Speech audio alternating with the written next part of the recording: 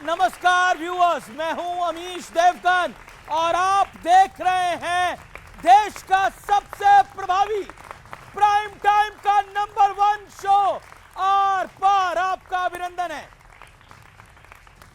तो इस विशेष election addition में आपका स्वागत है। किसी ने कल्पना में भी नहीं सोचा होगा कि बिहार में इस बार पूरे देश को चौंका देगा।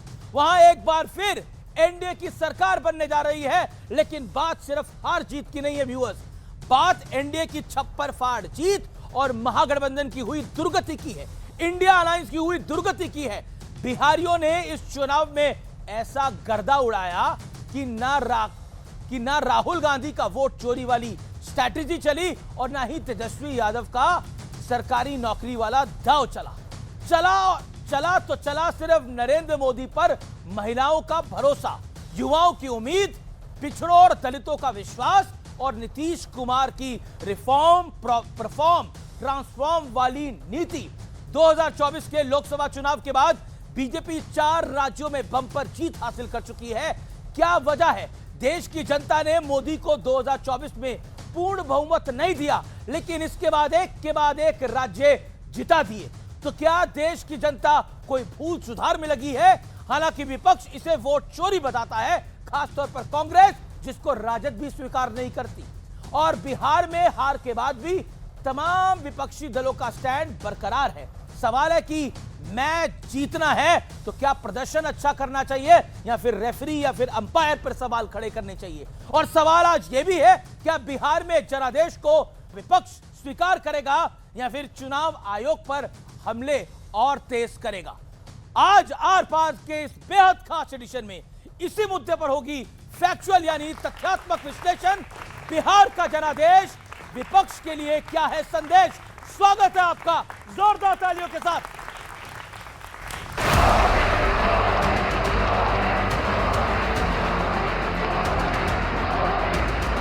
प्रचंड जीत, ये अटूट विश्वास बिहार के लोगों ने बिल्कुल गर्दा उड़ा दिया। बिहार में एनडीए ने जो हाल महागठबंधन का किया है, उससे साफ हो गया है, बात जब भरोसा, विश्वास और उम्मीद और परफॉर्मेंस की हो तो नरेंद्र मोदी का कोई तोड़ आज भी किसी के पास नहीं है। और बिहार में तो मोदी नीतीश की जोड़ी ने विपक्ष को ऐसी पटखनी दी जिसकी कल्पना किसी ने भी नहीं की होगी। आज की इस जीत ने एक नया माय फॉर्मूला दिया है। महिला और यूथ। कांग्रेस की राजनीति का आधार अब सिर्फ और सिर्फ नेगेटिव पॉलिटिक्स हो गया है। मैं कहूंगा वापस नहीं आएगी कट्टा सरकार। जीत के बाद कार्यकर्ताओं को संबोधित करते हुए प्रधानमंत्री मोदी ने कांग्रेस पर करारा प्रहार किया। आज कांग्रेस मुस्लिम लीगी माओवादी कांग्रेस बन गई है।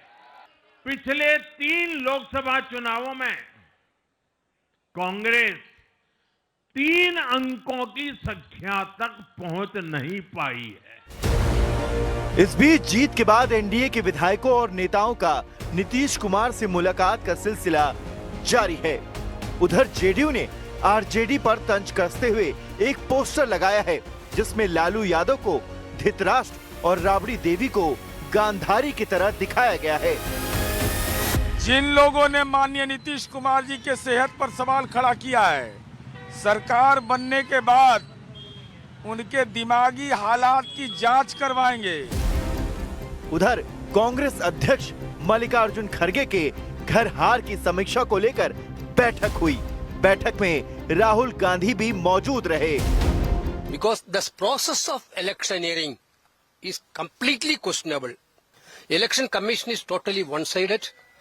बीजेपी का मैनेजमेंट है और वो ओवर दी टेबल भी मैनेजमेंट करते हैं और अंडर दी टेबल मैनेजमेंट करते हैं। इस तरह के चुनाव के नतीजे एक तो चुनाव का आभास नहीं देते हैं, चुनाव जैसा नहीं लगता। जब जीत जाए तो ईवीएम ठीक है, जब हार जाए तो ईवीएम उस वक्त मैं बार बार ये कह रहा था कि ये अहंकार ही इनके पतन का कारण बनेगा। बिहार के चुनाव ने साबित कर दिया कि वहां ना महिलाओं ने गठबंधन की सुनी और ना जेंजी ने, ना ही बिहार ने राहुल गांधी के वोट चोरी वाले मुद्दे को कोई भाव दिया। सवाल है कि क्या इस बड़ी नाकामयाबी से विपक्ष कोई सीख लेगा? आइए आपका परिचय करा देता हूं। आज मेरे साथ कौन कौन जुड़ रहा है। शहजाद पूनावाला भारतीय जनता पार्टी के प्रवक्ता, विजय हुई है इनकी पार्टी, शानदार जीत हासिल करी है। और एनडीए के दूसरे घटक दल जनता दल यूनाइटेड के नेता, वरिष्ठ नेता सत्यप्रकाश मिश्रा, बहुत बड़ी जीत हासिल करी है एनडीए ने। दूसरी पार्टी हमारे साथ मौजूद है शोहेब जमाई, एआईएम के नेता, उनकी पार्टी ने भी जबरदस्त प्रदर्शन किया है, 22 सीटों पर लड़े और लगभग 5 सीटें जीत के आए हैं। आप भी गमछा उठा के घुमा सकते हैं। बहुत बहुत स्वागत है आपका। और दूसरी तरफ मेरे साथ इस चर्चा में जुड़ रहे हैं राजकुमार भाटी, समाजवादी पार्टी के नेता, उनका अभिनंदन है, जो कह रहे हैं बिहार के बाद हमारी नजर अब उत्तर प्रदेश में है, कहीं कोई गड़बड़ ना हो जाए। मेरे साथ इस चर्चा में राम कुमार रंजन साहब हैं, नेता राजद पार्टी के, उनका अभिनंदन है। सूरज मंडल है, उनका अभिनंदन है, कांग्रेस पार्टी के नेता, प्रवक्ता, बहुत बहुत शुक्रिया। बड़ी हार हुई है कांग्रेस पार्टी की और राजद का भी सुपड़ा साफ हुआ है। लेकिन पहले विश्लेषण, बिहार में जनादेश वाले संदेश का विश्लेषण। MY यानी महिलाएं और जेन जी यानी यूथ का समीकरण कैसा है, और महिलाओं का वोट प्रतिशत 71%, जेनजी की आबादी 40% आबादी 18 साल की है और 23% आबादी है वो 18 से 29 साल के बीच है। और नतीजा क्या हुआ है, बीजेपी की सीट 89, जेडीयू की सीट 85, कांग्रेस 6 पर और राजद 25 पर। यानी महिलाओं ने और युवाओं ने मोदी और नीतीश की झोली को भर दिया है और कांग्रेस को डिसऑन किया है, राजद को हराया है। यानी राजद का एक दांव नहीं चला है। और तथ्य नंबर 2, वोट चोरी का मुद्दा। राहुल गांधी की वोट अधिकार यात्रा जहां से गुजरी वहां कांग्रेस की बुरी हार हुई। 25 जिलों की 110 सीटों की से यात्रा गुजरी। कांग्रेस ने पूरे बिहार में 6 सीटें जीती हैं और उसमें अधिकतर मुसलमान विधायक हैं। तो बड़ा सवाल यहां पर खड़ा होता है। अब तथ्य नंबर 3, मोदी फैक्टर। 14 रैलियां, रोड शो किए, 115 सीटों पर असर, करीब 105 सीटें जीती है। ये है जहां पर बीजेपी और जेडीयू की दोनों की सीटों में गए नरेंद्र मोदी। स्ट्राइक रेट रहा करीब 92%। और अब भारतीय जनता पार्टी के चाणक्य की बात, अमित शाह की बात। 36 रैलियां करी, करीब 35 सीटों पर वहां पर जीत हासिल हुई है। स्ट्राइक रेट 90% से ज्यादा रहा है। 100 से ज्यादा बागियों को बीजेपी और जेडीयू के बिठाने की जिम्मेदारी खुद अमित शाह ने ली, सबसे 1-to-1 मीटिंग करी। अब तथ्य नंबर 4, लोकसभा चुनाव से कनेक्शन। 2024 लोकसभा चुनाव में बीजेपी को बहुमत से कम सीटें मिली। नरेंद्र मोदी का चेहरा किसी से छिपा नहीं था, उनका चेहरा उतना खुश नहीं था जितना खुश वो कल दिखाई दे रहे थे। लोकसभा चुनाव के बाद चौथे राज्य में बीजेपी और एनडीए की बहुत बड़ी जीत हुई है और ये एक तरह से जनता ने अपने तरीके से जवाब दिया है, राज्यों के बाद राज्य बीजेपी को जितवाकर। अब बड़ा सवाल है और आज के बड़े सवाल 2 हैं। क्या जनता लोकसभा चुनाव की कमी को पूरा कर रही है और क्या विपक्ष अब हवाई मुद्दे छोड़कर सतही मुद्दों पर काम करेगा, यानी जमीनी मुद्दों पर काम करेगा? जनता जनार्दन, आपका अभिनंदन है आज की इस बड़ी चर्चा में। चुनाव के बाद नेता थोड़े कमजोर होते हैं, जनता जोश में होती है, तो जोश दिखाइए। चलिए, क्योंकि ये जनता, लोकतंत्र जनता का त्योहार है, शुरुआत जनता से करते हैं। मैं एक सवाल आपसे पूछता हूं, आपको क्यों लगता है मोदी और नीतीश की इतनी प्रचंड जीत क्यों हुई है? लगातार चुनाव पर चुनाव बीजेपी क्यों जीत रही है? एक लाइन में कौन कौन कहना चाहता है वो हाथ खड़ा करे, उनसे मैं जानता हूं। बताइए क्यों जीत रहे हैं, बताइए। सिद्धार्थ जी बताइए एक लाइन में। सिर्फ और सिर्फ बिजनेस, फैमिली बिजनेस का कहीं गेम खेल रही है, इसके वजह से फैमिली बिजनेस का गेम खेल रही है, परिवारवाद है। आपको क्या लगता है? ये कि पूरी जीत का श्रेय माननीय राहुल गांधी जी को जाता है। माननीय राहुल गांधी को जाता है। और आप क्या कहना चाहते हैं, और आप क्या कहना चाहती हैं, बोलिए। महागठबंधन को सीट शेयरिंग में इतना टाइम लगा कि इलेक्शन ही निकल गया। एक और राय ले लेते हैं। और कौन कहना चाहता है? ओके, बोलिए, क्या कहना चाहती है? क्योंकि सर उन्होंने इंफ्रास्ट्रक्चर और कानून व्यवस्था पे बहुत काम किया था और बिहार के लोग इससे बहुत खुश थे। ओके, इंफ्रास्ट्रक्चर और कानून व्यवस्था पे काम किया था, लेकिन शहजाद पूनावाला, इतनी बड़ी जीत क्या आपने सोची थी? ये बताइए पहले तो। सबसे पहले या आपके भी सोच से परे नतीजे आ गए हैं? लोकतंत्र की जननी माने जाने वाले बिहार की जनता का कल, मतलब कि प्रथम प्रधानमंत्री के जन्मदिवस पर जनादेश आया है। मैं उसके लिए नतमस्तक होकर उसको स्वीकारता हूं और नमन करता हूं। और सबसे पहले आह्वान करता हूं कि सब लोग जोर से एक बार नारा लगाए, छठी मैया की। देखिए अमीश जी, हमने तो वो कार्य किए हैं जो सबकी कल्पना के परे है। उत्तर प्रदेश में सरकार कभी रिपीट होगी? रिपीट हुई ना। उत्तराखंड में कभी सरकार रिपीट होगी? रिपीट हुई ना। गुजरात में 30 साल से हमारी सरकार बनी हुई है परफॉर्मेंस के आधार पर। मध्य प्रदेश में 20 साल से बनी हुई है परफॉर्मेंस के आधार पर। असम में 2 बार सरकार बनी परफॉर्मेंस के आधार पर। त्रिपुरा में बनी। हरियाणा में 3 बार सरकार रिपीट हुई। महाराष्ट्र में 3 बार रिपीट हुई। और यहां पर सरकार रिपीट नहीं, यहां पर केवल और केवल कांग्रेस और आरजेडी को डिलीट करने का काम जनता कर रही है। और जेनजी कितना सतर्क है, सजग है, उसका आपको यहां पर एक प्रमाण भी मिला है। यह चुनाव क्या था मैं आपको बताना चाहता हूं। चुनाव यह था कि ईमानदार मोदी और नीतीश चाहिए या भ्रष्टाचारी लालू चाहिए। लोगों ने ईमानदार को चुना। सीता मां के भजन गाने वाली मैथिली ठाकुर चाहिए जिसके परिवार को पलायन करना पड़ा और उसको हमने टिकट दिया, या ये ओसामा बिन लादेन के नाम पर रखे गए ओसामा जो शहाबुद्दीन की संतान है उसको चाहिए? आपको चाहिए कि खाते में पैसे डालकर महिलाओं को सशक्त करने वाला या शहाबुद्दीन के कट्टे में गोलियां डालने वाला? आपको चाहिए कि जो कम मेले को फालतू बोले और हैलोवीन मनाए और जो कहता है कि छठी मैया ड्रामा है, ये चाहिए? तो ये बिहार के स्वाभिमान का चुनाव था और इसीलिए बिहार के लोगों ने उसको चुना जो स्वाभिमान को रखता है। यहां पर खड़े वो लोग हैं जिन्होंने बिहार को बीड़ी बोला, जिन्होंने बिहार को टॉयलेट क्लीनर बोला, जिन्होंने आज भी बिहार की जनता के जनादेश पर सवाल खड़े करके उनके विवेक पर सवाल खड़े किया। तो इसीलिए मैं पूछना चाहता हूं कि क्या आज वो जनता के ऊपर फिर भी सवाल खड़े कर रहे हैं? प्रवक्ता के बाद चलते हैं। देखिए, इतना बुरा हाल, 6 सीटें आपकी आई हैं और राजद के तो कुछ नेता कह रहे हैं कांग्रेस ने हमारी भी लुटिया डुबो डाली। मैं बधाई देता हूं सबसे पहले ज्ञानेश गुप्ता को, बहुत मेहनत की उन्होंने। और आप चाहेंगे तो मैं सारी ब्यौरा और डेटा आपसे शेयर करूंगा अगर मौका देंगे। इन्होंने बात की, देखिए धार्मिक दृष्टि से जनता को देख रहे हैं। हेलोविन कौन बड़ा? क्रिश्चियन खराब है। मुस्लिम के जीते तो आप खराब हैं। इस देश के वो नागरिक नहीं है क्या? हम सभी को एक समान देखते हैं। और सबसे बड़ी बात, यहाँ जेन जी भी है। हमारे लिए अनएम्प्लॉयमेंट सबसे बड़ा मुद्दा था। राहुल गांधी अगर निकल रहे तो सिर्फ वोट यात्रा की बात नहीं की, संविधान बचाने के लिए और लोगों के रोजगार की भी बात। जहां से राहुल गांधी गुजरे वहां कांग्रेस हार गई। मैं तो आपको बताऊंगा कि किस तरह से आपने चुनाव को जीता है।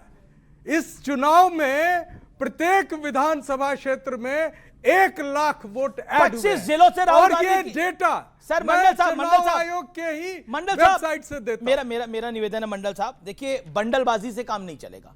मेरा सवाल यह है कि राहुल गांधी ने 25 जिलों की 110 सीटों से उनकी यात्रा गुजरी, लेकिन कुल बिहार में आपको 6 सीटें मिली हैं।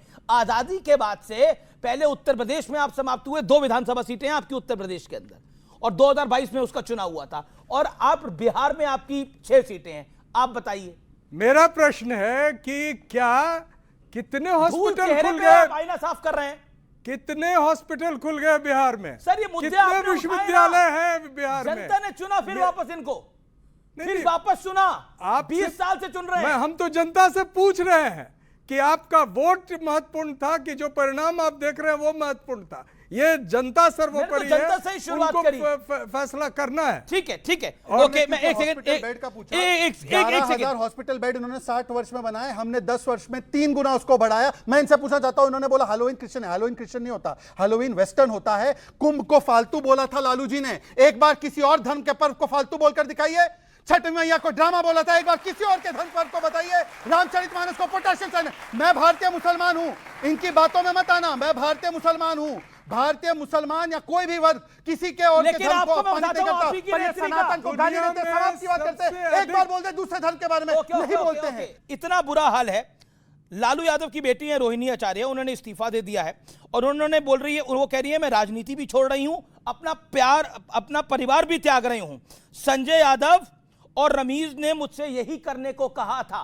और तेज प्रताप यादव भी संजय यादव को क्या कहते हैं मुझे आपको बताने की आवश्यकता नहीं है। बिहार पर आप डिबेट करा रहे हैं, मुद्दे डिबेट बिहार पर होने चाहिए, बिहार के चुनाव पर होने चाहिए। जो ट्वीट किया है उसको मैंने नहीं देखा है, मैं बता रहा हूं आपको, यही ट्वीट किया है। हाँ, अगर ट्वीट किया गया ठीक है, सबकी अपनी अपनी व्यक्तिगत राय होती है। उन्होंने जो कहा उस पर मैं टिप्पणी नहीं करना चाहता हूं। मैं उस पर देखूंगा अपने तौर तरीके से, फिर मैं उस पर विचार विमर्श करूंगा, तो मैं दूंगा उस पर। बहरहाल मैं बात करना चाहता हूं बिहार चुनाव के संदर्भ में। क्यों 17 सालों से लगभग एनडीए की सरकार है, 11 सालों से डबल इंजन की सरकार है।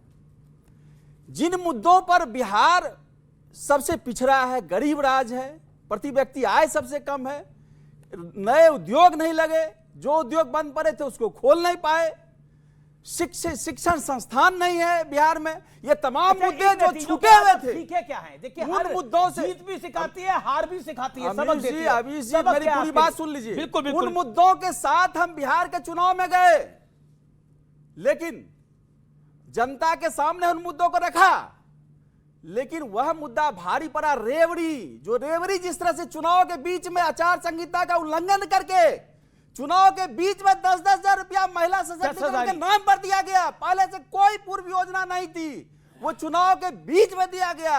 यह एक तरह का रेवड़ी था।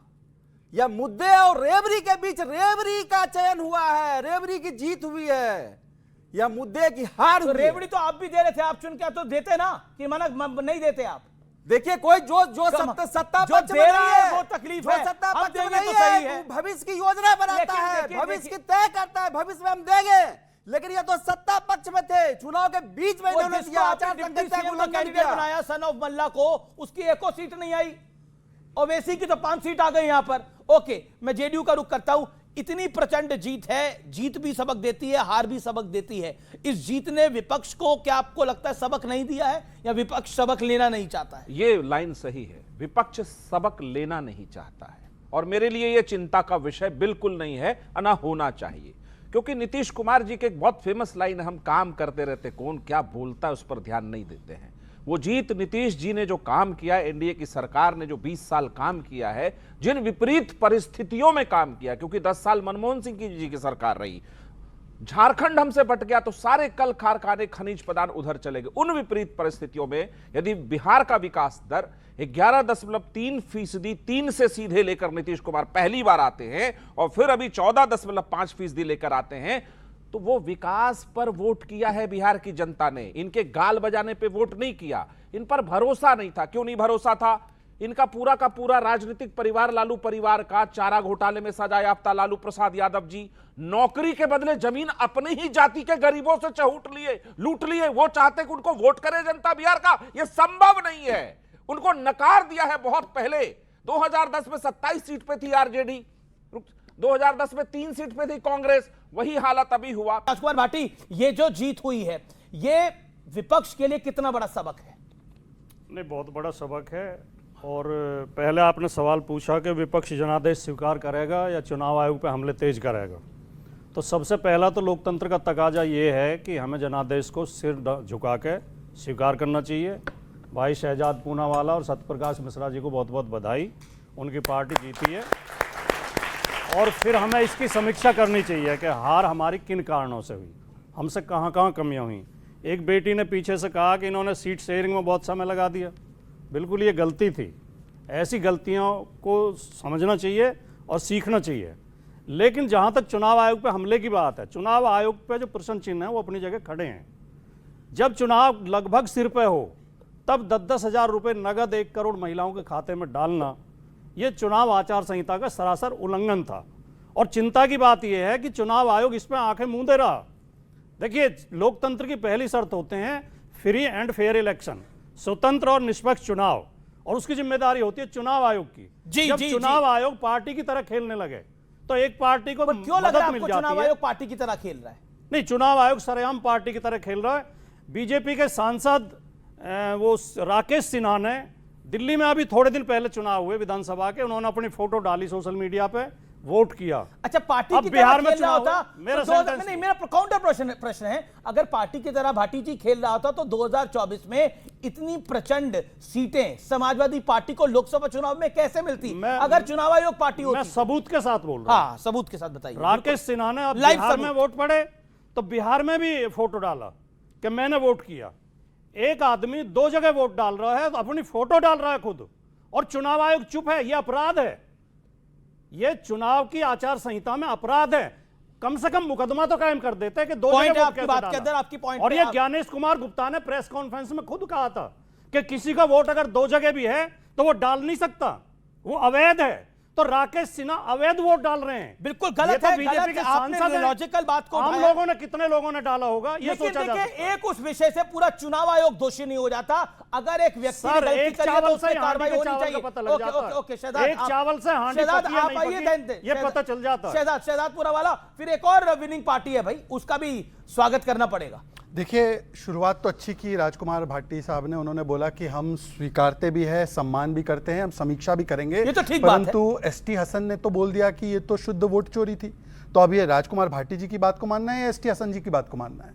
अखिलेश यादव जी ने तो एसआईआर को दोष दे दिया, और इसी एसआईआर की पैरवी महाराष्ट्र में समाजवादी पार्टी सहित, कांग्रेस पार्टी सहित, एनसीपी शरद पवार सहित बोलते एसआईआर महाराष्ट्र में तुरंत से तुरंत हो जाना चाहिए। तो एसआईआर नहीं, ये बचाओ अपना अपना परिवार है, और चाहो तो करो संविधान पर वार। अब इन्होंने बोला कि वोट का, तो ये वोट देने का दिल्ली के चुनाव और क्या बिहार के चुनाव एक समय पर हुए? उन्होंने दिल्ली के चुनाव के बाद अपना वोट कटवाया, वो बिहार के, अब वहां पे बिहार में उनका वोट बनवाया। नहीं, 5 महीने 6 महीने में पहले वहां वोट डालेंगे। सुनिए तो, अब एक वोट दिल्ली में डाला है, दूसरा वोट बिहार में डाला है। ये क्या चक्कर चल रहा है? ये दिल्ली में डाला है, फिर बिहार में डाला है। आपका सवाल समझ गया ना? मैं समझ तो गया, मेरी बात तो होने दीजिए। अरे सुन तो लीजिए, उनको भी देना, पर मेरी बात तो मैंने 4 मिनट सुनी की बात। सुनिए ना, तो अगर ये बात जो है ये कानूनी जुर्म है और ये गलत है और टेक्निकली भी गलत है, तो इनके तो 80,000 बीएलए थे, उन्होंने एक शिकायत नहीं की। और यही काम राघव चड्ढा ने दिल्ली के चुनाव के बाद पंजाब के चुनाव में किया। तो राघव चड्ढा ने किया, उसको भी गलत बोलो। राघव चड्ढा के खिलाफ क्या बोला उन्होंने? एक दूसरी बात, अरे नहीं बोल रहा हूं मैं, ये नहीं कह रहा हूं मैं, ये कह रहा हूं कि टेक्निकली ये काम जो किया है, चाहे राघव चड्ढा ने किया है, चाहे इस व्यक्ति ने किया है, राकेश सिन्हा जी ने किया है, ये दोनों टेक्निकली, अगर कोई भी गलती होती, सुन लीजिए मेरी पूरी बात हो जाने दीजिए। तीसरी बात मैं पूछना चाहता हूं, देखिए, बाल दिवस पर नतीजे आए पर बाल हट नहीं छूटा है। अभी क्या बोला है? बाल हट नहीं छूट रहा है। आरजेडी वाले बोल रहे हैं, जो लालू जी के बाल वाले हैं, वो कह रहे हैं कि ये तो जनता हमारे मुद्दे नहीं समझ पाई। मतलब कि जनता ये नहीं समझ पाई कि क्यों बिहार को बीड़ी बोला गया, जनता छठ मैया की ड्रामा क्यों बोला गया वो नहीं समझ पाई, और बोला गया किस प्रकार से। देखिए, बिल्कुल आपकी बात लॉजिकल है, राकेश सिन्हा के खिलाफ जो कार्रवाई इलेक्शन कमीशन को करनी, लेकिन एक इंडिविजुअल विषय है। अब आप मुझे बताइए, बिहार को बीड़ी बोलेंगे? मतलब पहले चौकीदार चोर है बोला राहुल गांधी ने, फिर वोट चोरी बोला, दोनों तरफ मुंह की खाई। और जनता पसंद नहीं करती जब आप नरेंद्र मोदी को चोर बोलते हैं, जनता पसंद नहीं करती, यह प्रमाणिक है। और अब कांग्रेस भी पसंद नहीं कर रही है। रंजीत रंजन बकायदा लिख रही है कि हमें खुद पे सोचना चाहिए, वो कबीर का दोहा लिख रही है, वो कांग्रेस की हैं। कांग्रेस के कई नेता कह रहे हैं, मणिशंकर अय्यर कह रहे हैं। जवाब, शहजाद पूनावाला के तर्क पर मुझे बड़ा आश्चर्य है और बहुत हंसी भी आ रही है। चोर पकड़ा गया, चोरी का माल बरामद हो गया, अब चोर कह रहा कि जब मैं चोरी कर रहा था इन्होंने शोर क्यों नहीं मचाया? तो ये क्या तर्क हुआ भाई? चोरी तो हुई है, ये अपराध तो हुआ है। दूसरी बात जो आपने सवाल पूछा था कि आपने क्या सबक लिया, तर्क है कि चोरी हुई, एफआईआर नहीं लिखवाएंगे, अमीश के शो पे आके छाती पीटेंगे। ये कैसी चोरी के शिकार है?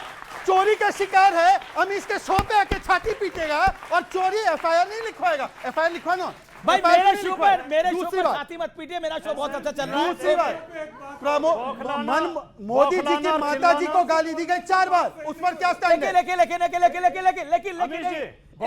चिल्लाना उन्हें चाहिए जो हारे हैं, जो जीते हैं वो तो आज तो सालीन बने रहे हैं। बिल्कुल बात आपकी सही है, बिल्कुल अच्छी बात है। मतलब कि इनके जो प्रवक्ता आते थे, 2 आरजेडी की महिला प्रवक्ता जो आज से गायब हो चुकी हैं, कम से कम ऐसा लग रहा है कि उनका चिल्लाना उनकी बौखलाहट के परिचय थे। अब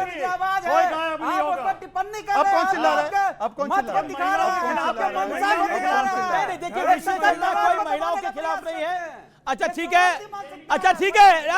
है। अब शोएब जमाई मैन ऑफ द मूवमेंट, जोरदार तालियां इनके लिए पहले तो। शोएब जमाई, देखिए, मुकेश सहनी के जितने इंटरव्यू हुए उतने उसकी सीटें नहीं आई। जन स्वराज की तो जितने इंटरव्यू हुए उसकी आधी सीटें, क्या उसकी एक सीट नहीं आई। आपके तो इंटरव्यू भी कम हुए लेकिन सीटें आपकी 5 आ गई।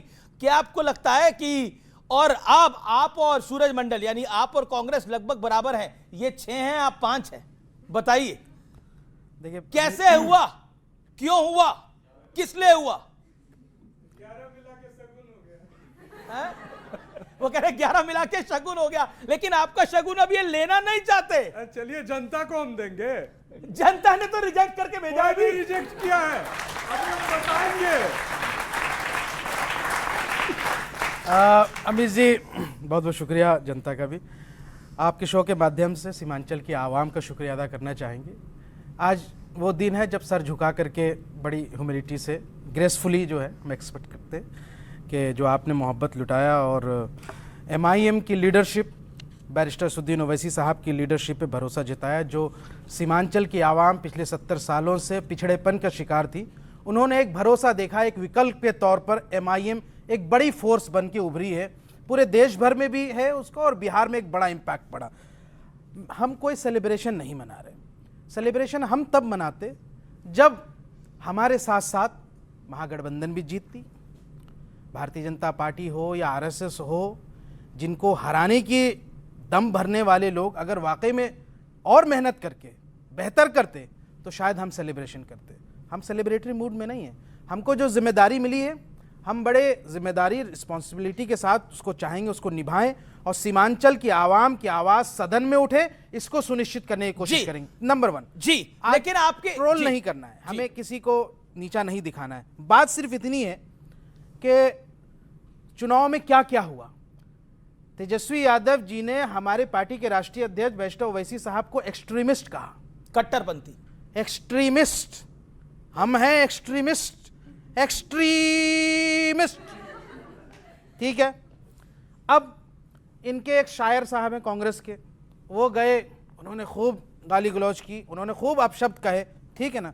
शायर साहब को मैं सिर्फ छोटा सा जवाब देना चाहूंगा कि कुछ तो बात है कि हस्ती मिटती नहीं हमारी।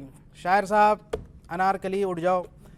शायर साहब, कुछ तो बात है कि हस्ती मिटती नहीं हमारी, चले थे हमारी कश्ती डुबाने, खुद तो डूबे सनम, कांग्रेस को भी डुबा गए। बहुत बहुत। अच्छा ये बताइए ये कांग्रेस है कि मानती नहीं है? ये जो राहुल गांधी है ये मानते ही नहीं है। अब आप लोग कह रहे हैं कि आप 15 सीटें और जीताते अगर कांग्रेस नहीं, ये वहां पर फैक्ट वोट ना काटती। ये फैक्ट आपकी पार्टी कह रही है कांग्रेस वोट कटवाया असल में बिहार के अंदर, आप वोट कटवा नहीं थे। देखिए मैं उस पे, चूंकि वो मजाक का विषय नहीं है, ये फैक्ट भी है कि 6 सीटें हमारी ऐसी थी, वोट कटवाया कांग्रेस। 6 सीटें हमारी ऐसी थी जिसपे हमारा कैंडिडेट जो हारे हैं वो 2nd नंबर पे रहे, और जितना कांग्रेस ट्रेल की है उसके पीछे या महागठबंधन के लोग थे, उतना ही सीट का, उतना ही वोट का अंतर रहा। तो आप बताइए कि वहां पे बी टीम कौन बना? मतलब अगर वो 6 सीटें में कांग्रेस का प्रत्याशी ना होता या गठबंधन की स्थिति होती तो हम आज 12 से 13 सीटें ला चुके होते। ये फैक्चुअल है, नंबर 1। दूसरा, मैं आज भी कह रहा हूं कि तेजस्वी यादव जी के जो सलाहकार जो थे, चाहे संजय हो या कुछ भी हो, उन लोगों ने बिहार का बेड़ा गर्क कर दिया, और आप लोगों ने अपनी मानसिकता, गुरूर और घमंड में सेकुलर वोटों का बिखराव किया, जिसका यह नतीजा है। जो पार्टी, साहनी जी की जो पार्टी जो भाजपा के गोद में पैदा हुई थी, आप उसको उप मुख्यमंत्री बना रहे थे, अब वो अंडा खाएंगे मछली के साथ साथ। जीरो आया। बहुत बहुत शुक्रिया। ये है डबल जीरो जो आया है, साहनी को भी और उसके साथ साथ मतलब गजब पार्टी प्रशांत किशोर को भी। जवाब, लोकतंत्र में हर पार्टी को चुनाव लड़ना उसकी संवैधानिक व्यवस्था में उसका अधिकार है। आप लोगों ने गाली क्यों दी? वो अधिकार है। गाली क्यों दी आप लोगों ने उनको? किसी ने गाली नहीं दिया है। 10 सेकंड, मैसेज संदेश ही गलत है, लेकिन किसी ने गाली नहीं दी है। हमने तो रिक्वेस्ट किया था। एक्सट्रीमिस्ट मतलब क्या होता है? यानी आपने एक मुसलमान की चेहरा और दाढ़ी देख करके आपने उसको चरमपंथी कहा, तो सीमांचल की पूरी आवाम ने कहा कि आप 18% मुसलमानों के वोट के खैरात पर पलने वाले तमाम पार्टियां, आप उसकी तौहीन और बेइज्जती करते हैं। लो, वोट के चोट से मारा धप धप धप धप धप धप धप, कांग्रेस धराशायी, कांग्रेस धराशायी, धड़ा धड़ धड़ा धड़। बिल्कुल आपके बराबर है। अब तो आपको इनकी हैसियत माननी पड़ेगी। मैं यहाँ पढ़े अरे लिखे आप तो मुबारकबाद दे दीजिए साहब। हाँ सर, मैं जवाब ही दे रहा हूँ। यहाँ पढ़े लिखे सर काफी खिल्ली उड़ा रहे हैं आपकी आज। अमित जी, एक मिनट सुन लिया जाए। चुनाव आयोग ने एक डेटा जारी की। उन्होंने कहा एसआईआर में 7.42 करोड़ वोटर्स हैं। वोट कितने दिए? उन्होंने कहा 7.45 करोड़ ने दिए और दैट वाज 67%। यानी होना चाहिए था 4 करोड़ 48 लाख। गुरुजी ये बताइए इनका क्या है? पर मैं आपको दे रहा हूं। अरे आप चुनाव से पहले एसआईआर, चुनाव के बाद एसआईआर, जनता ने आपको बोला आपका एफआईआर मारिए। मैं आपके लोगों के तमाम पढ़े लिखे लोगों से अपील कर रहा हूं कि इस देश में संविधान और वोट के अधिकार की रक्षा। आप केवल ये बताइए कैसे 4 करोड़ वोट बढ़ गए? छोटी रिक्वेस्ट है, वेरी छोटी। अभी हमारे भाई साहब ने बताया, पैनलिस्ट ने बताया, शोएब जमाई ने, कि कैसे आरजेडी ने एक्सट्रीमिस्ट बोला ओवैसी साहब को। उसी समय पर आपको एक बात बताता हूं, जुबली हिल्स के बाईपोल में आरजेडी के साथी कांग्रेस वाले ओवैसी साहब को बोल रहे थे ये गरीबों का मसीहा है। मतलब हैदराबाद में गरीबों का मसीहा, वाइस प्रेसिडेंट इलेक्शन में समर्थन, और बिहार में आके एक्सट्रीमिस्ट। ये है दोहरा चरित्र कांग्रेस पार्टी का। अब मैं पूछा जाता हूं, हैदराबाद में एक्सट्रीमिस्ट का सपोर्ट क्यों लिया? हैदराबाद में एक्सट्रीमिस्ट का सपोर्ट क्यों लिया? एक सेकंड, आप क्या कह रहे हैं आप? मैं कह रहा हूं जुबली हिल्स बाई इलेक्शन में दोहरा चरित्र है ओवैसी का। मैं कह रहा हूं कि हमें ये दोहरा चरित्र जो कह रहे हैं बीजेपी, इनका दोहरा चरित्र तो दिख रहा है। मैं तो मान रहा हूं कि जुबली हिल्स बाय पॉल में कांग्रेस पार्टी को इस साहब का समर्थन प्राप्त था। तो कैसे एक्सट्रीमिस्ट है? लेकिन हमने एक्सट्रीमिस्ट नहीं कहा है। अरे उन्होंने कहा तो गलत बोला। आप तो है एक्सट्रीमिस्ट। नहीं आप जो एक सेकंड तेजस्वी यादव ने जो कहा था गलत कहा था। तेजस्वी यादव ने जो कहा गलत कहा था। जो फ्री लोगों को लिंच करते हैं वो क्या है?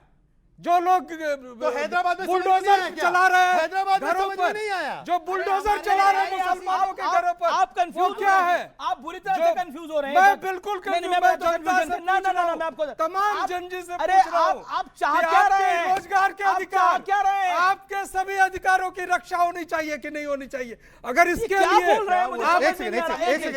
एक सेकंड, हैदराबाद में इनकी लिंचिंग प्रवृत्ति नहीं दिखती है, गले लगाते हैं। बिहार में लिंचिंग की प्रवृत्ति दिखती है, बोलते हैं। सुन लीजिए, मैंने बीच में बोला, मैंने बीच में नहीं बोला, मैंने बीच में नहीं बोला। शांति। अभी तो ज्ञान दे रहे थे ना राजकुमार जी, फॉलो करो। अच्छा सुनिए, मैं भगवा पहना हूं तो मैं एक्सट्रीमिस्ट हूं, और जिस प्रकार से देखिए, शांति सर, आप बीच में ना बोले, अपनी टर्न पे बोले। और मैं भगवा पहना हूं, मैं एक्सट्रीमिस्ट हूं। यहां पर 2 महिला प्रवक्ता आके ब्राह्मणों को रोज गालियां देती थी। अब रोहिणी आचार्य ने क्विट किया, उस पर नहीं बोलेंगे, पर वो 2 महिला प्रवक्ता जो गाली देती थी उस पर बोलेंगे। ये इनकी हकीकत है। रोहिणी आचार्य ने बोला कि मैं परिवार को भी छोड़ रही हूं, मैं पार्टी को भी छोड़ रही हूं, यही आदेश मुझे दिया गया है अब, और जिम्मेदारी लेने का आदेश मुझे दे दिया गया है। देखिए, ये तो हर नागरिक का अधिकार है, जितना उसका मन करे उतने दिन राजनीति करे, और जब राजनीति से मन उब जाए तो समाज सेवा करे। इसमें कौन सी बात अलग होगी? अच्छा, ये तेज प्रताप यादव पर आप क्या कहना चाहते हैं? तेजस्वी पर नहीं, तेज प्रताप यादव पर। वो कहते हैं तेजस्वी नहीं है, फेलस्वी है ये। तेज प्रताप यादव कुछ लोगों के भड़कावे में आकर गलत लाइन ले गए। उन्हें तेजस्वी का समर्थन करना चाहिए था, आरजेडी का समर्थन करना चाहिए था। उनकी अपनी सीट निपटा दी उन लोगों ने महुआ में। नहीं लेनी चाहिए थी।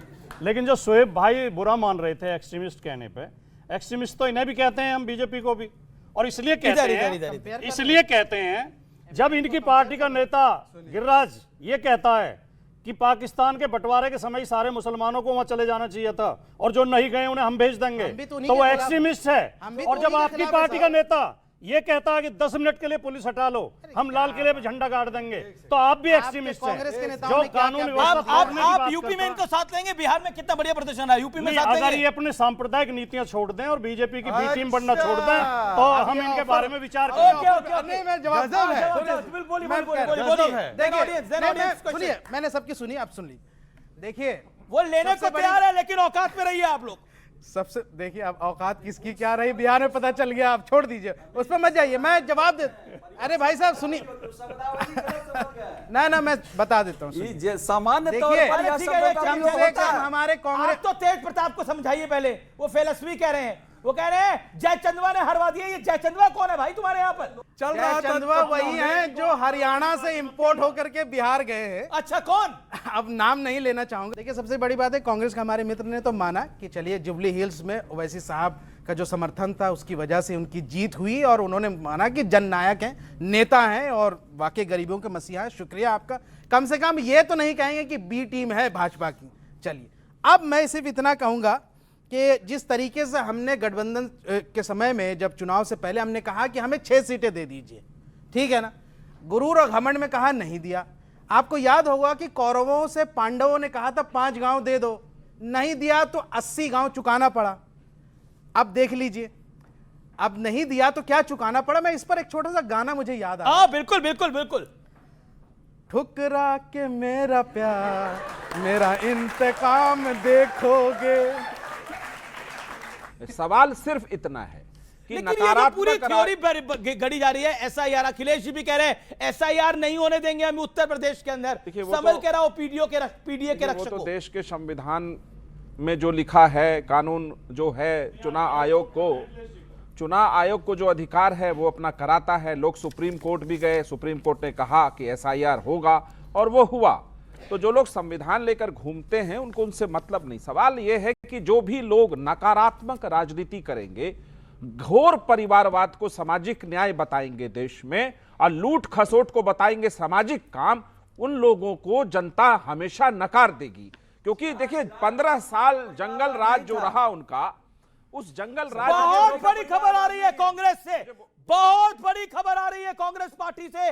कल प्रधानमंत्री ने बोला था कांग्रेस अब वर्टिकली डिवाइड हो सकती है। बड़ी बात है, हार के बाद कांग्रेस में बड़ा तूफान संभव है। फिर G20 जैसा समूह बन सकता है। थरूर, मनीष तिवारी, कार्ति चिदम्बरम सदस्य होंगे उसके, यह संभव है। अखिलेश प्रताप, संदीप दीक्षित भी सदस्य हो सकते हैं। डीके शिव कुमार, मुमताज पटेल अहमद पटेल की बेटी हैं। तारिक अनवर का नाम संभव है इस समय की। बड़ी डेवलपमेंट है। मैं आपको बता दूं रंजीत रंजन है कांग्रेस की मेंबर ऑफ पार्लियामेंट। उन्होंने क्या लिखा है, एक्स पर बकायदा पोस्ट लिख दिया है। उन्होंने लिखा है कि बिहार की जनता के फैसले का मैं सम्मान करती हूं, हम सभी को गहन आत्ममंथन करना होगा। और फिर उन्होंने कबीर का दोहा लिखा है। उन्होंने लिखा है बुरा जो देखने मैं चला, बुरा न मिलिया कोई, जो दिल खोजा आपना, मुझसे बुरा न कोई। यानी कुल मिलाकर कांग्रेस का खेल खराब हो रहा है। देखिए आप जनता के मुद्दों पे नहीं है, आप वोट चोरी चौकीदार चोर है करते रहते हैं। कांग्रेस में एक वर्टिकल डिवाइड हो रहा है। जवाब नीतीश कुमार जी के व्यक्तित्व पर जिस तरह नकारात्मक टिप्पणी और हमला लगातार राजद करता रहा, उसको भी प्रतिकार किया बिहार की जनता ने। तो जनता के प्रति अगर आप शालीनता से चुनाव में नहीं जाएंगे, छठ को ड्रामा बताएंगे, गालियां देंगे, चुनाव वहां मंच में रैली में गाली दी थी प्रधानमंत्री की माता जी को, और काम धाम तो आपका कुछ है नहीं। इतिहास भी बहुत गंदा है जंगल राज का। वैसे प्रदेश के कांग्रेस भी निपटेगी, राजद तो निपट ही रही है। मीडिया में कांग्रेस इतिहास बन रही है। क्या नकली यमुना बन रहा था, उसके बारे में कहा जा रहा था कोई छठ हल करने वाले लोग हैं। अरे वो G20 क्या दोबारा बन रहा है। रंजीत रंजन ने ये पोस्ट क्यों डाला है? रंजीत रंजन ने वो पोस्ट क्यों डाला है? फालतू बताने वाले लोगों के साथ आप गठबंधन करेंगे। साल भर छठी मैया के दिन चलता है, छठ के दिन चलता है। आपका दिल्ली में क्या, आपकी तो एक भी सीट नहीं है दिल्ली के अंदर। आपका दिल्ली में है क्या? मैं आपसे जो कह रहा हूँ, 0 सीट है। ओके, क्या सवाल है? ओके, क्या सवाल है? ओके, मेरा सवाल बीजेपी, अच्छा ओके मेरा सवाल बीजेपी प्रवक्ता से है कि मैं मानती हूँ छठी मैया की जय, लेकिन जिस तरह से आप दिखा रहे हैं कि क्या ये दिखाना चाहते हैं कि बीजेपी धर्म के नाम पे जीती है? धर्म के नाम पे जीती है ये दिखाना चाहते हैं? जवाब 10 सेकंड में जवाब। अच्छा सवाल है जवाब। क्या धर्म के नाम पे जीती है BJP? 10 second then another question. ऐसा है कि छठ पर्व जो है वो केवल हिंदुओं का नहीं, ये पूरे हमारे विश्व का पर्व है और सबसे महान पर्व है। और इसीलिए मैं तो पूछता हूं कि आप बात करते ना, मुद्दों की कंगाली नहीं थी तो माँ को गाली और बिहार को बीड़ी और छठ को गाली देने के बदले बताते। सुन लीजिए कि जीडीपी इनके समय पर कितना था लालू जी, क्या है 70,000 करोड़, हमारे समय पर अब 9 लाख करोड़ की जीडीपी साइज है। बात एक भी बार बिहार से हूँ तो अपना 2 लाइन सर भोजपुरी में बोलूंगा। सर 2 लाइन भोजपुरी में कि सर अगर एनडीए अगर तहन लोग खातिर खराब बा तो महागठबंधन हमनी खातिर बहुत खराब बा। और रहल बात सर बात के सर बात के भोजपुरी में भोजपुरी में तो बात ई बटे कि सर महागठबंधन के जौन कार्यकर्ता बड़न उ कहतरन कि एक खाली जीत जाइम तो घर से बहरी ना निकले देम, तो ए बात के वोट दी जा कि जौन उनकर उम्मीदवार बड़न उनकर क्वालिफिकेशन पे वोट दी जा कि उ पास्ट में गाना गावतरन कि जाए से पहले खा लो ठलाली से रोटी बोर के, तो सर एकरा पे वोट दी जा। एक जना और रहलन जौन कि सर गाना गइले रहलन कहतरन कि करुआ तेल, सर उ गानो हम नहीं गा सकत, तो उ क्वालिफिकेशन पे उनका के वोट दी। कौन सा गाना गा सकत? सर गाना उनका सर ये गाना भी गा सकत? हाँ गाना गा देते हैं सर। उनका गाना ये था सर कि राती के खेलला कौन खेल अभी ले महके करुआ तेल, तो सर ई क्वालिफिकेशन पे उनका के वोट दी जा। चलिए सर रहुए बताई जा। क्या सवाल है आपका? सवाल क्या है? पॉइंट क्या है बोले? पहले तो आपको बहुत बधाई, आप बिहार में इतने वोटों से जीते हैं।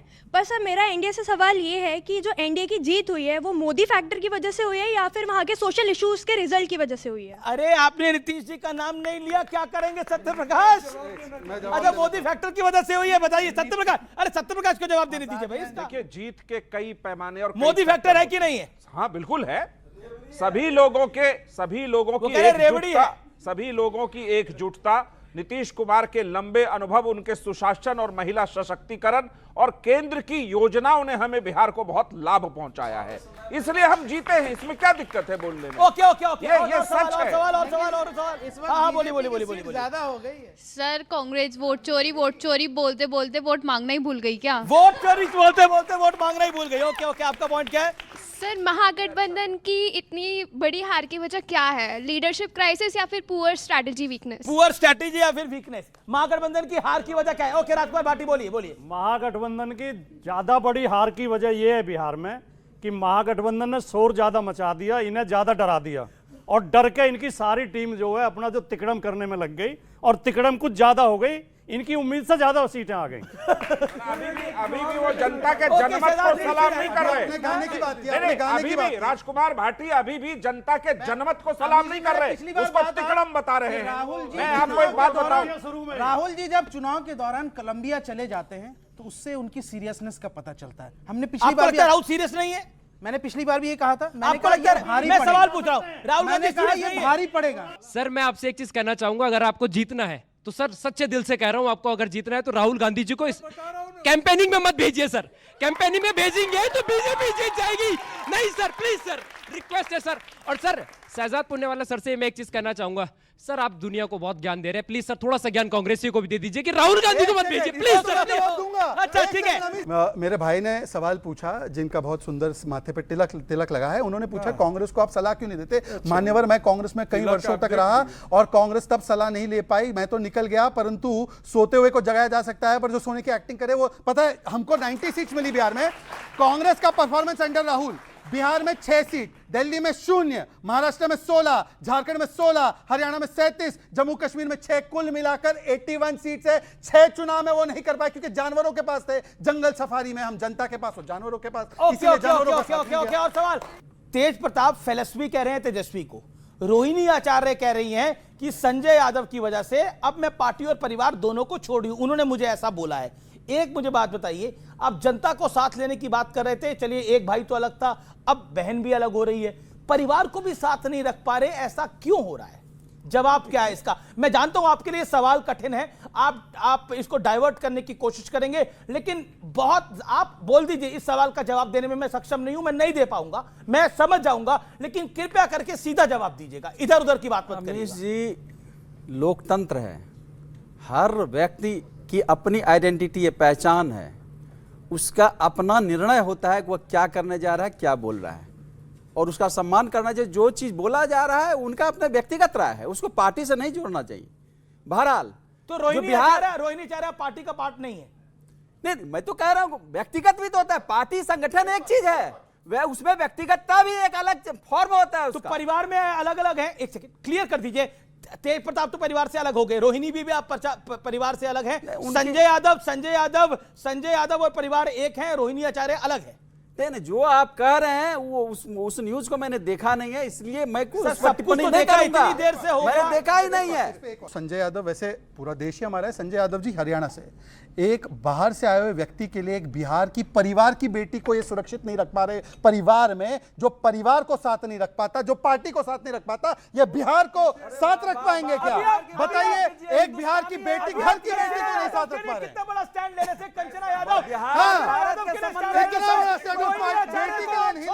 मैं सबको रोक रहा हूं। एक बहुत बड़ी खबर आ गई है, राजद के हवाले से बहुत बड़ी खबर आ गई है।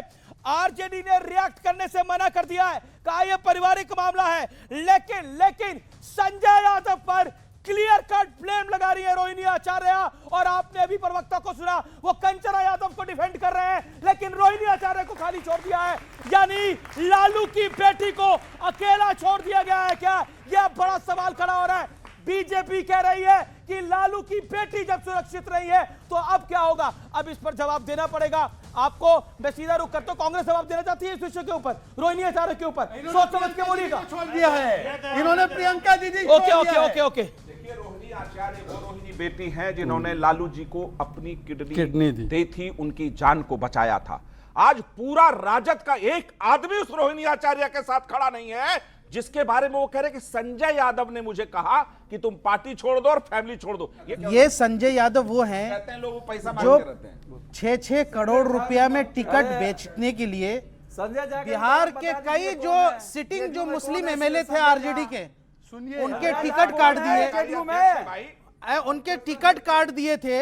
और इस चुनाव में हमारे कई जानने वाले मित्र जो आरजेडी में थे, 3-4 करोड़ रुपया मांगा उससे, बिठा करके, और पटना में टिकट काट, और यही संजय यादव इसके जिम्मेदार।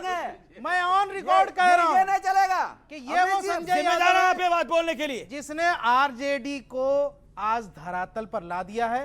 जब तक ऐसे सलाहकार तेजस्वी जी के रहेंगे, जो पार्टी लालू यादव जी ने बनाई थी, जो पार्टी लालू यादव जी ने बनाई थी, उसको बर्बाद करने का काम किया है। कि देखिए, इन्होंने एक आरोप, सुन लीजिए, इन्होंने एक आरोप लगाया संजय यादव पे, ये भड़क पड़े और रोहिणी आचार्य बिलक बिलक के रो रही है, उसके लिए एक शब्द नहीं निकल रहा है। इसी से पता चलता है घर की बेटी सुरक्षित नहीं और कौन सी बेटी सुरक्षित होगी। नहीं,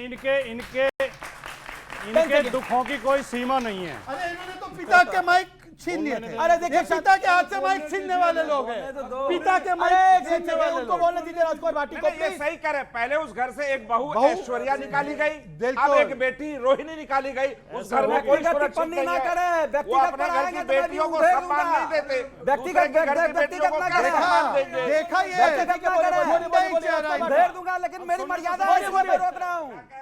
व्यक्तिगत टिप्पणी ना करें।